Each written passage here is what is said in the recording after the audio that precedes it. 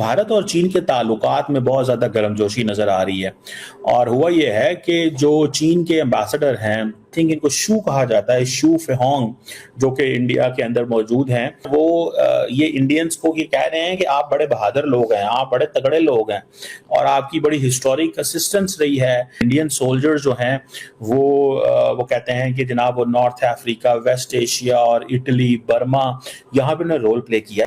बलूचिस्तान सूबा पाकिस्तानी सेना के लिए शर्मिंदगी बनता जा रहा है। बलूचियों की ताकत के आगे पाकिस्तानी आर्मी अब सरेंडर कर चुकी है, जो पाकिस्तान के फील्ड मार्शल असीम मुनीर के लिए अब सिर दर्द बनता जा रहा है।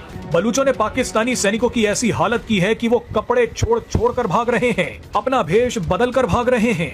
कि जनाब इंडिया ने 2.5 million voluntary soldiers China, Burma, India theatre में लगा दिए, नॉर्थ अफ्रीका में, यूरोपियन बैटलफील्ड्स के अंदर, और इंडिया ने एक स्ट्रेटेजिक रिसोर्स प्रोवाइड किया ताकि कॉलोनियल पावर्स हैं वो जंग लड़ सके। चीन को और अमेरिका दोनों को साइमल्टेनियसली एंगेज रखने और उन्हें ऑब्लाइज करने की कोशिश की जा रही है। इसमें नेशनल इंटरेस्ट की कोई कंसिडरेशन नहीं।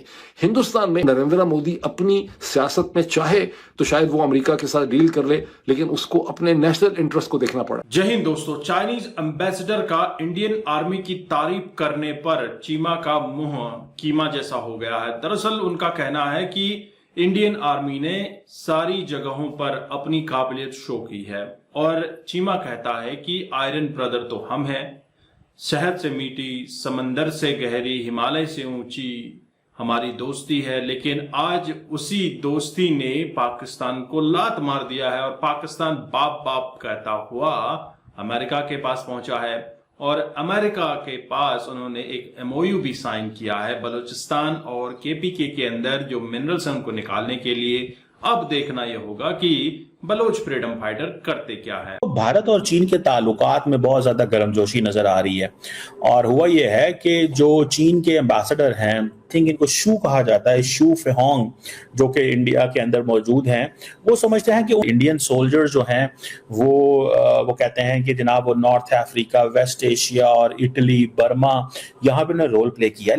चाइना इंडिया को ये कह रहा है, जो डिप्लोमेट है उन्होंने इंडिया की पल्स को समझा। इंडिया की पल्स क्या है? इंडिया की पल्स ये है, वो कहते हैं कि ये जो कॉलोनाइजेशन थी इंडिया की, और आजकल इंडियंस कहते हैं we are reclaiming history, we are reclaiming our identity. तो चाइनीज को ये पता है क्योंकि इंडिया के अंदर ये बात हो रही है, तो हम जरा इंडिया की इसको सपोर्ट करें आर्गुमेंट को, ताकि इंडिया खुश हो जाए। मुझे जाती तौर पे ये लगता है ये चीज बहुत ज्यादा मैटर करती है, और वो ये इस तरह मैटर करती है। वो कहते हैं कि ठीक है, आजकल नए तरीके से इंपीरियलिज्म की बातें हो रही हैं और नए अंदाज से ये चीजें चल रही हैं, तो मेरा ख्याल है वो समझते हैं कि हमें थोड़ा टफ टाइम देना चाहिए। वेस्टर्न व्यू जो कि इंडिया के हवाले से है, इंडिया को सेव किया जाए।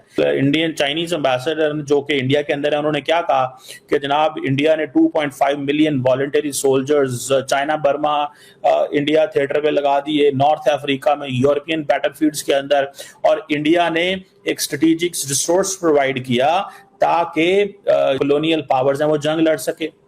ठीक है ना जी। और तमाम जो अलाइड ईस्टर्न थिएटर है उसमें बड़ी मदद की। और चाइनीज एम्बेसडर जो हैं वो ये इंडियंस को ये कह रहे हैं कि आप बड़े बहादुर लोग हैं, आप बड़े तगड़े लोग हैं और आपकी बड़ी हिस्टोरिक असिस्टेंस रही है वर्ल्ड वॉर 2 के अंदर। जो अमेरिका की तरफ से जो प्रेशर आ रहा है इसको रोकें और कहें कि आपने पहले भी लड़ाई की थी, अब भी लड़ाई करें। ये जो आप सोच रहे हैं वेस्टर्न इंपीरियलिज्म और अमेरिका जो है, ये जो कॉलोनियल थॉट्स जो हैं वो आपके खिलाफ रहे हैं, ये आप सही सोच रहे हैं। देखें, चाइना और इंडिया के ताल्लुकात में बहुत ज्यादा ट्रांसफॉर्मेशन है। ये हमारे तो चाइना से वैसे बहुत अच्छे ताल्लुकात हैं और शुरू से रहे हैं। उस चाइना हमारा एक 78 साल से स्ट्रेटेजिक पार्टनर है। अब चाइनीज ये समझते हैं कि हमें इंडिया को अपने साथ में लाना चाहिए ताकि कभी भी इंडो पैसिफिक जो है वो एक्टिव ना रहे। अगर इंडो पैसिफिक एक्टिव रहता है, क्वाड एक्टिव रहता है, तो चाइना के लिए मसला होगा। कल को और ममालिक जो हैं वो भी सामने आएंगे और आके वो चाइना के अमेरिका के साथ खड़े होंगे। तो इन रियलिटी जो चाइनीज कर रहे हैं वो इंडिया को मजीद अपने साथ रखना चाहते हैं, अमेरिकन इन्फ्लुएंस को रोकना चाहते हैं, और इंडिया एंड चाइना मिलकर काम कर रहे हैं इस हवाले से। इसको मजाक नहीं समझना चाहिए, ये बड़ी इंपॉर्टेंट चीज है। ऊपर से वो ये कह रहे हैं जी हमारे आप इकोनॉमिक एंड ट्रेड रिलेशंस बहुत अच्छे हैं, बायलैटरल ट्रेड जो है वो बहुत ऊपर जा रही है। ठीक है जी। और अभी 7 महीने हुए हैं और बायलैटरल ट्रेड इज $88 बिलियन। ठीक है जी। और चाइना जो है वो इंडियन कंपनीज की प्रोडक्ट्स को फोकस करेगा कि वो चाइना में आए और इन्वेस्ट करें।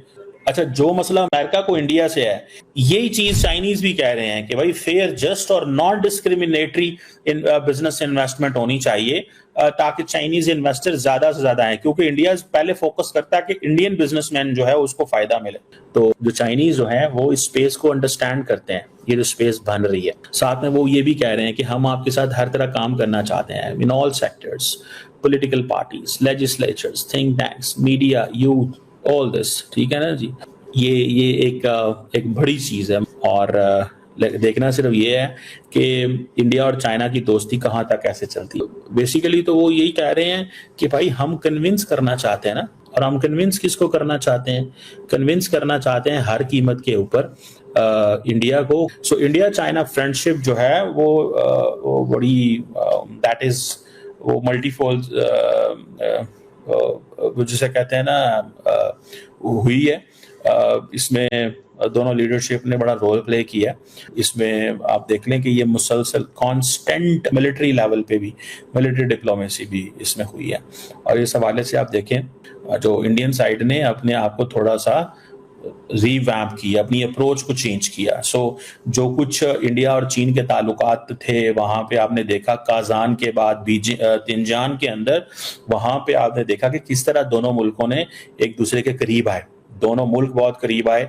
नरेंद्र मोदी ने भी खुल खिला के बातें की, एक अपना मौक़िफ़ जो है वो पेश किया खुल खिला के। देखिए ना, अगर 125-30 अरब डॉलर की, बेसिकली जो 88 बिलियन डॉलर की बायलैटरल ट्रेड पहले 7 महीनों में हुई है इंडिया और चीन के बीच में, तो अभी 7 महीने हुए हैं, 8वां महीना और ये 9वां महीना भी 9th मंथ चल रहा है। तो अभी आप देख लें 9th 10th एंड 11th 4 महीनों में ये जो है ना, आप इसको समझ लें 40 अरब डॉलर की और ट्रेड हो जानी है।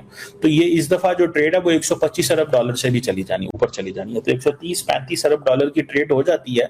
अच्छा, बाय द वे एक बात आपने नोट की है, जब मोदी साहब वहां पे थे तो उन्होंने ये कोई बात नहीं की कि जनाब हम चाहते हैं कि हर कीमत के अंदर ट्रेड 200 अरब डॉलर हो, 300 अरब डॉलर हो। चाइना के साथ उन्होंने नहीं की। अमेरिका जाके उन्होंने 200 अरब डॉलर का जिक्र किया था। यूरोपियन यूनियन के साथ उन्होंने जाके ये ट्रेड किया था। फ्रांस के साथ वो करेंगे, हर जगह करेंगे। इंडिया के चाइना के साथ नहीं करेंगे, बिकॉज उनको पता था कि इससे अमेरिकन को ये बात नापसंद आएगी। दोस्तों, बलोच फ्रीडम फाइटर्स ने चाइनीजों की भी बैंड बजाई। आपने देखा सीपैक के समय पर किस तरह से चाइनीज मारे गए। ऑपरेशन सिंदूर में भारतीय सेना ने 2 दिन में पाकिस्तानी आर्मी, पाकिस्तानी एयरफोर्स सबका बेड़ा गर्क कर दिया, और इसमें चाइनीज वहां से सामान छोड़ कर भाग रहे थे। 1962 में भारत और चाइना के बीच जब जंग हुई, भारत के पास उतना असला नहीं था, भारत की प्रिपरेशन नहीं थी। भारत उस समय पर समझता नहीं था कि चाइना हमारा इतना बड़ा एनिमी है। लेकिन अब भारत एक नया रूप ले चुका है। यह नया भारत है, मोदी का भारत है। और यहां पर अगर आपने थोड़ा सा भी भारत के खिलाफ कुछ गलत किया, जिस तरह से आपने देखा हंसती खेलती 26 जिंदगियों को पहलगाम हमले में खत्म कर दिया गया, उसके बाद पाकिस्तान के हालात क्या हुए हैं, कितने लोग बर्बाद हुए हैं, कितने एयरबेस तबाह किए गए हैं।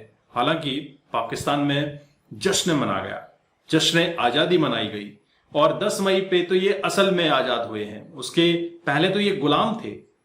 और इस आजादी के जो श्रेय जाता है वह फील्ड मार्शल को जाता है, और फील्ड मार्शल खुद का तमगा लगा के घूम रहा है। हालांकि अब अंदर ही अंदर पाकिस्तान में कलह मचने लगी है कि फील्ड मार्शल ने किया क्या, जिसकी वजह से इसे फील्ड मार्शल बना दिया गया। हसीब मुनीर का तो अब पत्ता कटने वाला है, ऐसा खबरें आ रही हैं।